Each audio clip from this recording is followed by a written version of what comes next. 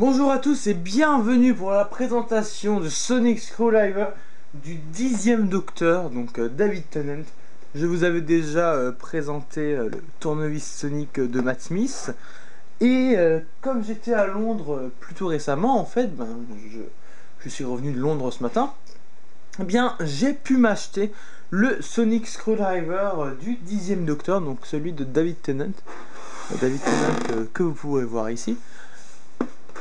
Et en fait, je l'ai trouvé dans une échoppe à Londres. Alors, je vais vous le montrer. Le voici, le fameux tournevis Sonic de David Tennant, qui est le premier tournevis Sonic sorti.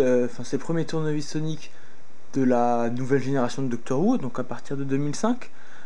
Alors, quand on compare les deux, clairement, celui de Matt Smith est beaucoup plus grand, que ce soit...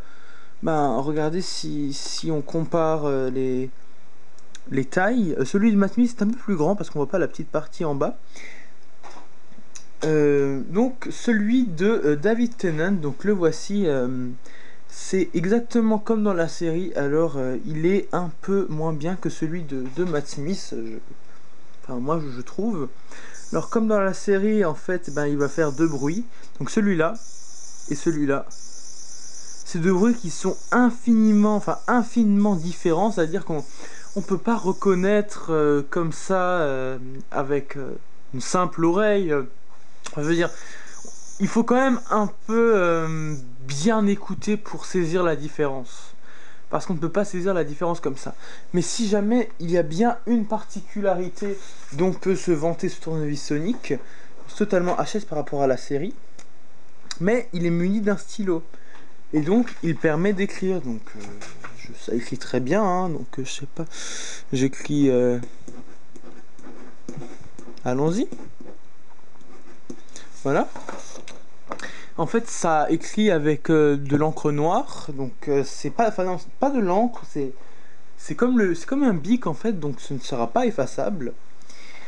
Et il y a aussi une deuxième mine, car si vous avez remarqué, peut-être que le tournevis Sonic de David Tennant émet en fait des ultraviolets. Donc ils ont eu l'idée de fournir une deuxième mine, car les mines sont interchangeables, regardez. Hop là, je change. Et je mets l'autre. Voilà. Et ça en fait c'est une encre invisible. Voilà. Donc le problème c'est que cette encre invisible ne marche pas chez moi. Donc c'est-à-dire je peux écrire absolument n'importe quoi. Quand j'essaierai de visionner, ça ne marchera pas. J'ai juste laissé quelques traces mais ça ne marchera pas. Car à mon avis, j'ai acheté une version qui est restée peut-être trop longtemps dans les cartons et qui ne fonctionne plus, je ne sais pas. Donc c'est un peu dommage à ce niveau-là que l'encre invisible ne marche pas, car je pourrais pas vous donner un avis là-dessus, malheureusement. Mais le stylo, lui, le normal, donc le stylo noir, marche très bien.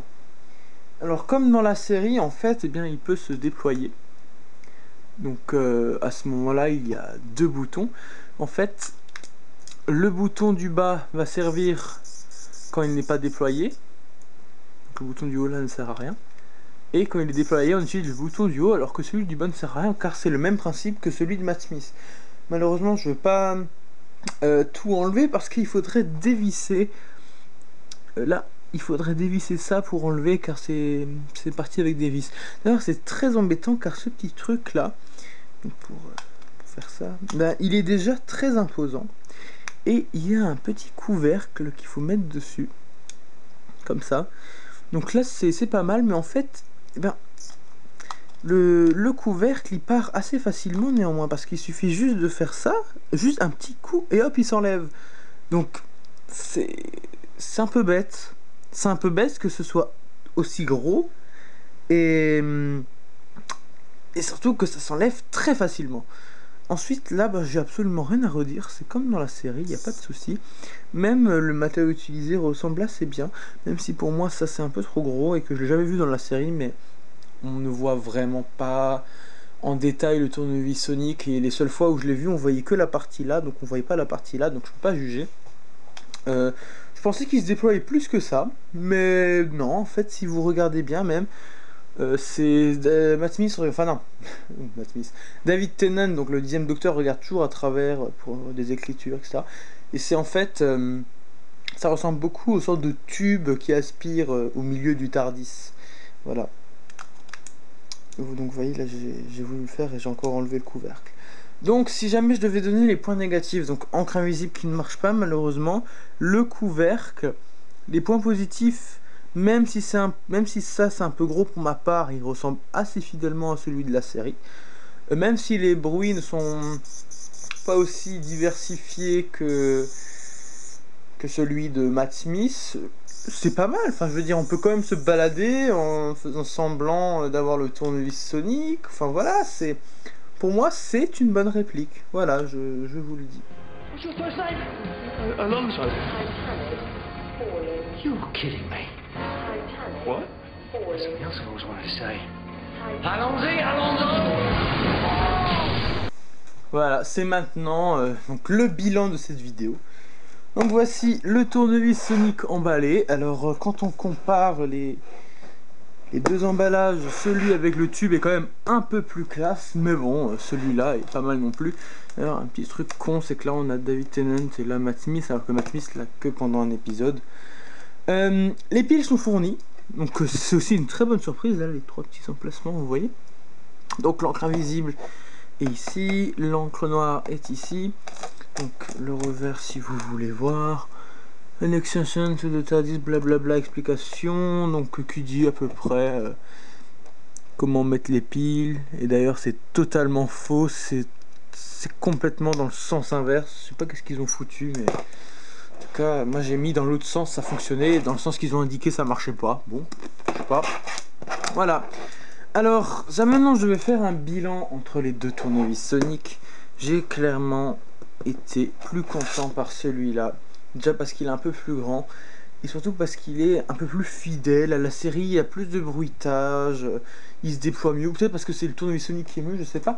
Alors que celui-là, je sais pas, il me plaît moins, mais c'est quand même bien d'avoir le tournevis Sonic de David Tennant et de Christopher Eccleston, il me semble. Oui, je crois que c'est ça, oui, le 9e docteur.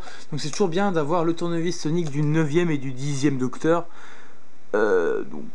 Voilà, même si là il y a écrit The 10th Doctor, alors que non, il y a aussi le 9e qui l'a eu. Donc c'est en édition limitée. Moi je l'ai pris pour 25 livres, alors que celui-là est 19 livres. En fait, j'ai l'impression que pour celui-là, ils sont plus concentrés sur l'aspect pratique, stylo de la chose, que sur une réelle réplique, mais ça reste quand même un très bon produit, 25 livres, parce que c'est un produit qui est de plus en plus rare, même s'il a été beaucoup produit. Si jamais vous voulez le trouver, il faudra vraiment aller dans les boutiques spécialisées en Doctor Who, ou bien sur internet vous pourrez le trouver. Moi j'étais à Londres en fait, on était en fait dans un grand marché. Il y avait un stand de Doctor Who justement où ils vendaient ce type de produit à 25 livres, ce que j'ai trouvé pas très cher vu qu'il y a une autre boutique qui s'appelle The Who Shops qui le vend pour 39 livres, ce qui est excessivement cher. Donc si vous avez de la chance en vous baladant dans Londres, vous pourrez en trouver un, ou même dans les autres villes d'Angleterre. Donc voilà. J'espère que cette vidéo vous a plu. Si vous avez des questions par rapport au tournevis Sonic, celui-là, donc posez-moi vos questions. Vous pouvez regarder la review du tournevis Sonic de Matt Smith juste en cliquant sur le tournevis, parce que grâce à la magie de YouTube, on peut mettre beaucoup d'annotations. Et si jamais maintenant vous voulez voir la review du TARDIS, bien vous n'avez plus qu'à cliquer sur le TARDIS. Je vous dis bye bye et à la prochaine.